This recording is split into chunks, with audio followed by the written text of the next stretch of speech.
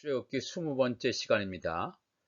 출애굽기 20장 십계명과 사랑의 계명에 대해서 나눠보기를 원합니다. 출애굽기 20장은 십계명에 대해서 나와 있습니다. 하나님이 이 모든 말씀으로 말씀하여 이르시되 나는 너를 애굽 땅 종되었던 집에서 인도하여 낸 내 하나님 여호와니라. 너는 나 외에는 다른 신들을 내게 두지 말라. 너를 위하여 새긴 우상을 만들지 말고 또 위로 하늘에 있는 것이나 아래로 땅에 있는 것이나 땅 아래 물속에 있는 것에 어떤 형상도 만들지 말며 그것들에게 절하지 말며 그것들을 섬기지 말라. 나 내 하나님 여호와는 질투하는 하나님인즉 나를 미워하는 자의 죄를 갚되 아버지로부터 아들에게로 3, 4대까지 이르게 하거니와 나를 사랑하고 내 계명을 지키는 자에게는 1000대까지 은혜를 베푸느니라 그랬습니다. 그럼 이 십계명인데, 그러니까 이 십계명이 20장 2절 나는 너를 애굽 땅 종되었던 집에서 인도하여 낸 내 하나님 여호와니라. 사실 이 출애굽기 20장 2절부터 십계명이 시작됩니다. 우리는 보통 20장 3절 너는 나 외에는 다른 신들을 내게 두지 말라. 여기부터 첫 번째 십계명으로 생각하는데 사실은 유대인들 보면 다 20장 2절부터 오늘날에는 이제 개신교도 마찬가지입니다. 20장 2절 나는 너를 애굽 땅 종되었던 집에서 인도하여 낸 내 하나님 여호와니라. 여기부터 첫 번째 십계명이 시작되는 것을 우리가 알 수가 있습니다. 그러면서 이 첫 번째부터 한 네 번째 계명까지는 우상 숭배를 하지 말 것을 하나님께서 이스라엘 백성들에게 말씀하십니다. 나 외에는 또는 내 앞에 하나님 앞에 다른 신을 두지 말라. 우상 숭배하지 말라 하는 거거든요.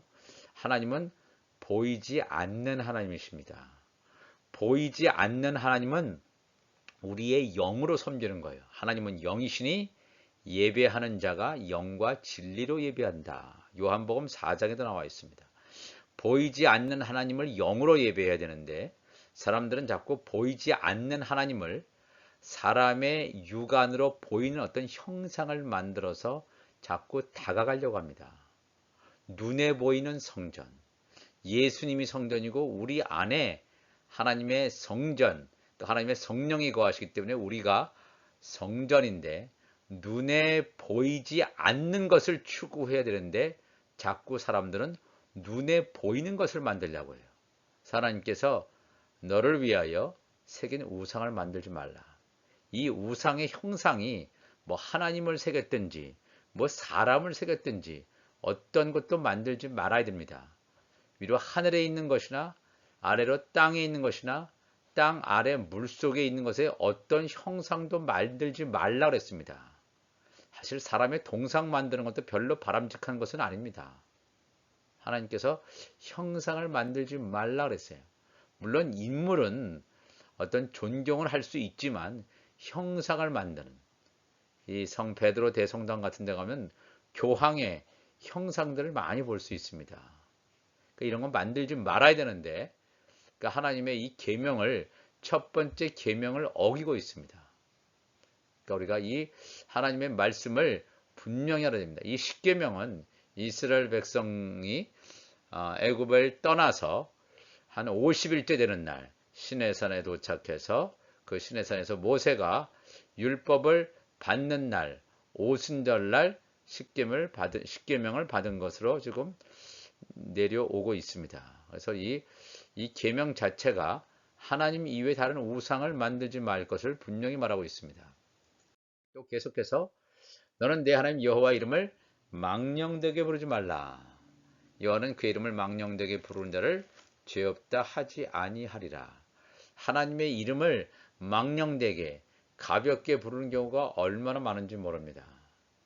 그 다음에 또 안식일을 기억하여 거룩하게 지키라.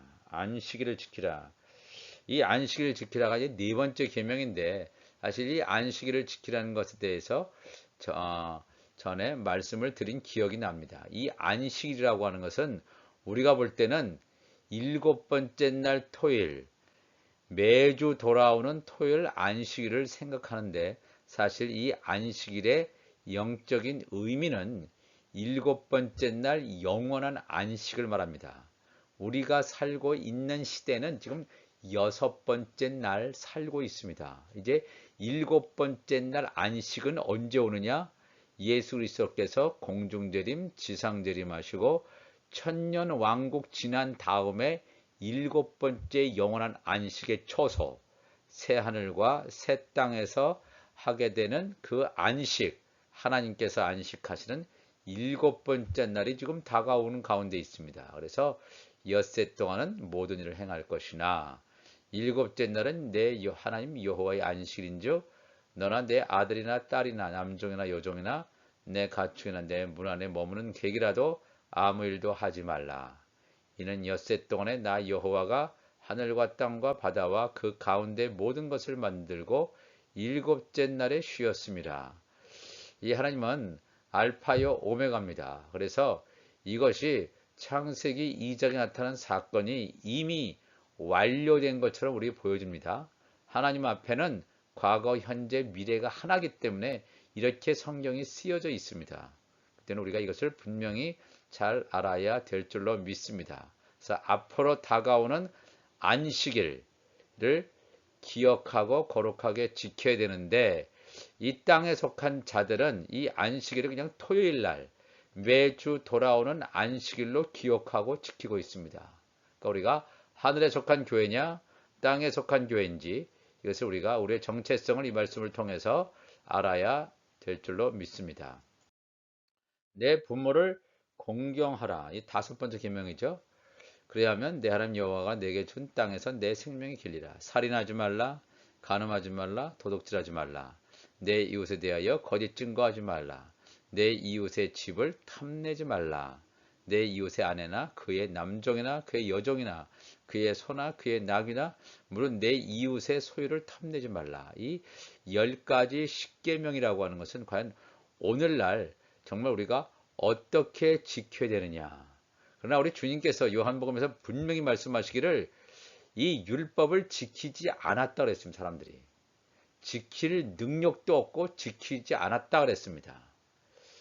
이 하나님께서 시내산에서 모세에게 십계명 두 돌판을 주시면서 이 말씀을 지키라고 그랬는데 그들은 지키지 못했습니다.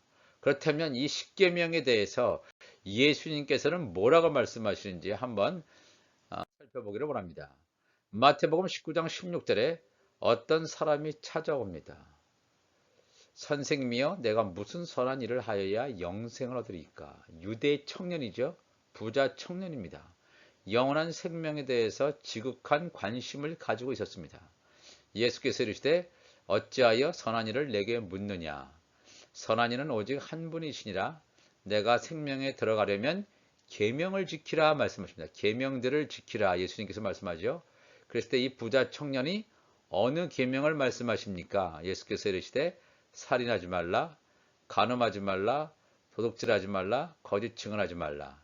내 부모를 공경하라. 여기까지는 다 십계명에 있는 계명입니다. 그다음에 내 이웃을 내 자신과 같이 사랑하라라고 하는 것은 그 율법을 하나님 사랑, 이웃 사랑할 때 그 두 가지 계명으로 우리가 구약을 요약한 것처럼 내 이웃을 내 자신과 같이 사랑하라.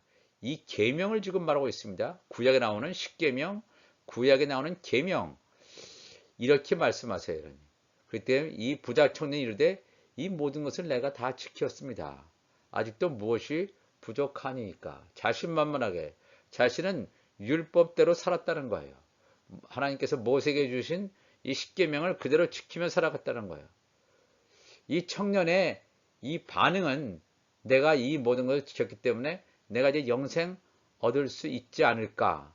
예수님으로부터 그런 답변을 기대했을 것입니다. 그랬을 때 예수께서 이르시되 내가 온전하고자 할진대 가서 내 소유를 팔아 가난한 자들에게 주라. 그리하면 하늘에서 보화가 내게 있으리라. 그리고 와서 나를 따르라 그랬습니다. 이 청년은 부자 청년이에요. 그의 삶의 가치관이 이 물질에 있음을 예수님께서는 정확히 간파하시고 내 소유가 내 자신을 움직이는 잣대가 되지 않게 하기 위해서 소유를 다 가난한 자들에게 주고 그 다음에 영생이 있다 이것이 아니라 예수님을 따를 것을 말하고 있어요. 이 십계명과 구약의 율법을 다 지킨 청년에게 예수님께서 뭐라고 말씀하시면 나를 따르라, 예수 그리스도를 따르라 그랬어요. 예수 그리스도를 따르지 않는 자에게는 구원이 없습니다. 영생이 없습니다. 그러니까 십계명은 틀림없이 옛 언약입니다. 옛 언약을 가지고는 율법을 가지고는 영생을 얻지 못합니다. 그래서 예수님께서 나를 따르라 말씀하십니다. 이게 아시죠? 이에 베드로가 대답하여 이르되 보소서 우리가 모든 것을 버리고 주를 따라 싸운대. 부자 청년은 예수님의 말씀을 듣고 따르지 않고 슬퍼서 돌아갔습니다. 자기 소유를 다 팔 자신이 없었습니다. 돌아가죠. 이것을 지켜보고 있던 베드로가 우리는 모든 것을 버리고 주를 따랐습니다. 그런지 우리가 무엇을 얻으리까? 우리는 모든 것을 버리고 주님을 따랐기 때문에 우리는 당연히 영생 얻을 것이라고 생각했습니다. 예수께서 이르시되 내가 진실로 너희에게 이르노니 세상이 새롭게 되어 예수님께서 재림하시는 때죠. 인자가 자기 영광의 보좌에 앉을 때에 나를 따르는 너희도 나를 따르는 너희 예수님의 제자죠. 하나님의 자녀들도 12보좌에 앉아 예수님의 우편 보좌에 앉아 이스라엘 12지파 야곱의 남은 자손 12지파를 하나님의 종들을 심판하리라. 다스릴 것이다. 그러면서 또 내 이름을 위하여 집이나 형제나 자매나 부모나 자식이나 전토를 벌인 자마다 여러 배를 받고 또 영생을 상속하리라. 집, 형제, 자매, 부모, 자식, 전토라고 하는 건 뭡니까? 내가 인간이 이 땅에서 소중하게 여길 수 있는 이 근거를 완전히 제거시키는 거예요. 나의 육을 완전히 죽이고 하나님의 나라와 그의 의를 위해서 살아가는 자, 바로 그 자에게 영생이 상속된다는 것을 주님께서 말씀하십니다. 십계명의 출애굽기 20장에도 주어져 있고 또 신명기에도 주어져 있는데 이 십계명이라고 하는 것은 이 모세가 하나님으로부터 받았습니다. 받았는데 이것은 영생을 줄 수 없음을 예수님께서는 분명히 말씀하시고 있습니다. 영생 얻기 위해서는 예수님을 따라야 된다. 예수님을 따를 때 어떤 일이 일어나느냐? 예수님의 말씀을 듣게 되고 말씀이 내 안에 있는 육을 벗기고 이 세상의 것을 다 분토와 같이 버리게 되고 그 다음에 주 예수께서 말씀하신 그 길, 생명의 길을 간다라고 하는 것입니다. 그래서 이 모세가 십계명을 들고 내려오죠. 하나님께서 주신 두 증거판을 가지고 내려오는데 40일 동안 하나님을 만나기 위해서 시내산 꼭대기에서 물도 먹지 않고 음식도 먹지 않고 하나님과 대면했던 이 모세, 과연 이 모세가 어떻게 됐는지, 죽었는지, 살았는지 알지 못하는 이스라엘 백성들은 시내산 아래에서 춤추고 놀고 완전히 잔치를 벌이고 있습니다. 잔치를 벌이고 있고 우상 숭배하고 있어요. 그죠? 금송아지 만들어서 우상 숭배하고 있어요. 이것을 시내산에서 내려오다가 목격한 모세는 이거는 승전가도 아니요 패하여 부르짖는 소리도 아니라 내가 듣기에는 노래하는 소리로다 하고 진에 가까이 이르러 그 송아지와 금송아지죠. 그 춤추는 것들을 보고 크게 놓아여 손에서 그 판들을 두 증거판, 돌판, 십계명을 산 아래로 시내산 아래로 던져 깨뜨리니라 그랬어요. 이 분을 의로운 분이긴 하지만 이 두 증거판이 뭡니까? 하나님의 말씀이죠. 그러니까 말씀이기 때문에 이걸 던지면 안 되는데 이 모세는 이거를 던지고 말았습니다. 우리가 이 말씀을 좀 연결시켜서 요한복음 8장으로 가보겠습니다. 예수님께서 감람산 올리브산으로 가시니라. 아침에 다시 성전으로 들어오시니 예루살렘에는 성전으로 들어오시니 백성이 다 나오는지라. 앉으사 그들을 가르치시더니 서기관들 바리새인들이 음행 중에 잡힌 여자를 끌고 와서 가운데 세우고 예수께 말하되 선생이여 이 여자가 간음하다가 현장에서 잡혔나이다. 모세는 즉 모세 율법에는 이러한 여자를 돌로 치라 명하였거니와 이 율법은 하나님께서 주신 하나님의 말씀이죠. 이런 간음한 여자를 돌로 치라 명하였거니와 선생은 어떻게 말하겠나이까. 그들이 이렇게 말하면 고발할 조건을 얻고자 하여 예수를 시험함이로라. 예수님도 분명히 유대인입니다. 난지 8일 만에 할례를 받으시고 율법을 지키시면서 왔습니다. 그 예수님한테 이 여자, 간음하다가 잡힌 여자를 어떻게 했으면 좋겠습니까? 당연히 예수님이 유대인이면 율법의 뜻에 따라 이 여자를 돌로 치라 할 것입니다. 그렇죠? 그렇게 말을 듣기를 원했을 것입니다.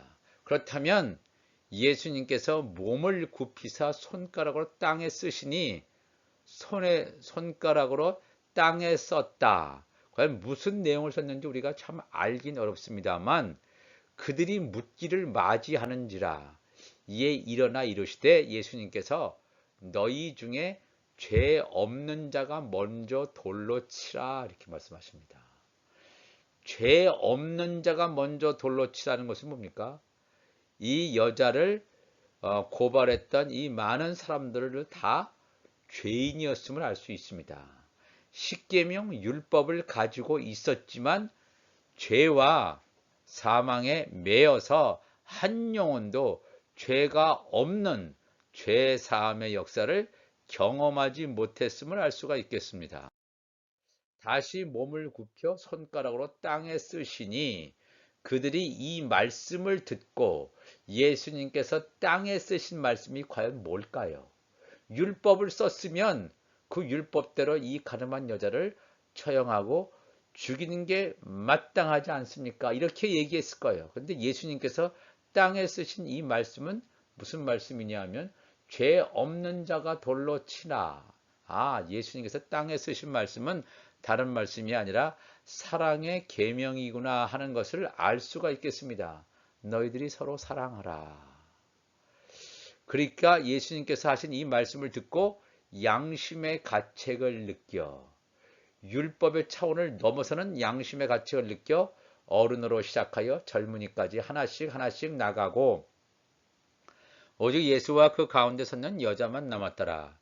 예수께서 일어나사 여자 외에 아무도 없는 것을 보시고 이르시되 여자여 너를 고발하던 그들이 어디 있느냐 너를 정죄한 자가 없느냐 대답하되 주여 없나이다. 예수께서 이르시되 나도 너를 정죄하지 아니하노니 가서는 다시는 죄를 범하지 말라 하시니라.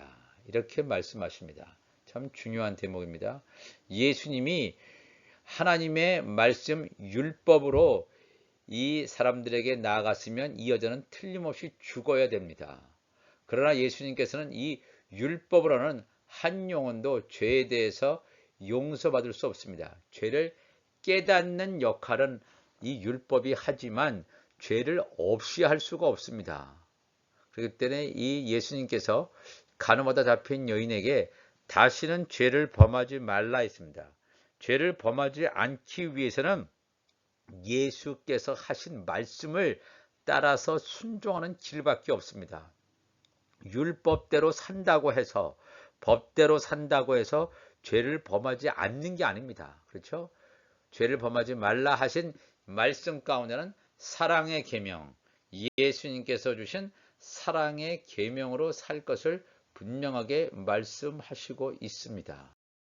그래서 고린도후서 3장 7절 보면 사도 바울이 이렇게 얘기합니다. 돌에 써서 새긴 죽게 하는 율법 조문의 직분, 이 율법이라는 건 십계명이죠. 이스라엘 백성들로 하여금 죄를 어떤 것이 죄인지 아닌지 분별할 수 있고 죄를 깨닫게 할 수 있는 그런 율법 조문을 가진 직분, 모세가 가진 그 직분도 영광이 있습니다. 하나님의 말씀을 맡은 자이기 때문에 이스라엘 자손들은 모세의 얼굴에 없어질 영광 때문에도 그 얼굴을 주목하지 못하였거든 하나님과 40일 동안 만나고 내려온 모세의 얼굴에 광채가 났습니다. 하나님과 대면하고 있던. 그렇지만 모세는 율법 시대의 사람입니다. 율법의 사람입니다. 그 모세의 얼굴에 빛나던 이 광채는 곧 사라질 영광입니다. 그런데 영의 직분은 더욱 영광이 있지 아니하겠느냐. 율법 시대의 선지자 모세가 그러한 영광을 가졌다면, 이런 달과 같은 영광을 가졌다면 영의 직분, 하나님의 아들의 영광은 이것보다 훨씬 더 해의 영광과 같은 영광을 갖는다는 것입니다. 정죄의 직분, 이 모세가 이스라엘 백성들이 우상 숭배하기 때문에 화가 나서 하나님으로부터 받았던 돌판을 내려 던지고, 너희들은 다 죄인이다 이거예요.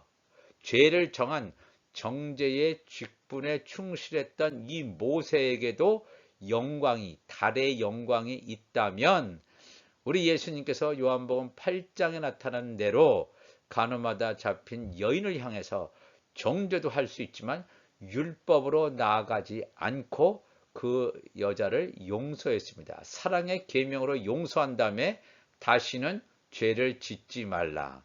죄를 짓지 말라는 것은 하나님의 말씀, 내 입에서 나가는 사랑의 계명, 말씀으로 살 것을 부탁하는 것이 되겠습니다. 그래서 예수님은 의의 직분입니다. 의의 직분은 영광이 더욱 넘치리라. 영광되었던 것이 더 큰 영광으로 말미암아, 모세의 영광이죠. 모세가 받았던 율법의 종, 이 모세가 받았던 영광보다 더 큰 영광, 우리 주님께서 누리는 영광, 주님과 붙어있는 예수 그리스도의 지체가 받을 더 큰 영광으로 말미암아 이에 영광될 것이 없으나 없어질 것도 영광으로 말미암았은즉 길이 있을 것은 더욱 영광 가운데 있느니라 그랬습니다. 오늘 십계명과 사랑의 계명을 나누었습니다. 우리가 이 시대에 복음의 시대에 살고 있습니다.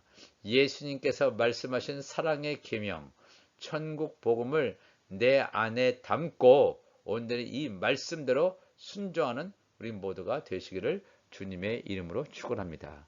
다 같이 기도하시겠습니다. 하나님 아버지 감사합니다. 오늘 출애굽기 20장 십계명의 말씀을 나누었습니다. 이 십계명, 오늘도 십계명을 제대로 지키지 못할 경우가 참으로 많습니다. 이 십계명은 사람의 힘으로 지킬 수도 없습니다. 이 율법조차 인간의 힘으로 지킬 수 없고, 하나님의 성령께서 우리 안에 거하실 때 하나님의 말씀이 역사함으로 말미암아 이 율법의 요구가 이루어지는 놀라운 하나님의 역사가 있음을 성경은 우리에게 말씀하고 있습니다. 그렇습니다. 오늘도 이 말씀처럼 모세가 분이 나서 십계명을 던진 것 같은 정죄의 직분자가 아니라 사랑의 계명으로 간음하다 잡힌 여인까지 용서할 수 있는, 그래서 주님께서 가르친 기도대로 나에게 잘못한 사람을 용서함과 같이 나의 죄를, 나의 잘못을 용서해달라고 하신 예수님의 주기도문이 우리 마음 가운데 새겨지게 도와주시고, 다른 사람을 향해서는 어마어마한 용서를 할 수 있게 하시고, 우리가 온전히 사랑의 계명으로 승리할 수 있는 우리 모두가 되게 하여 주옵소서. 우리 주님 감사하며 예수님의 이름으로 기도하옵나이다. 아멘.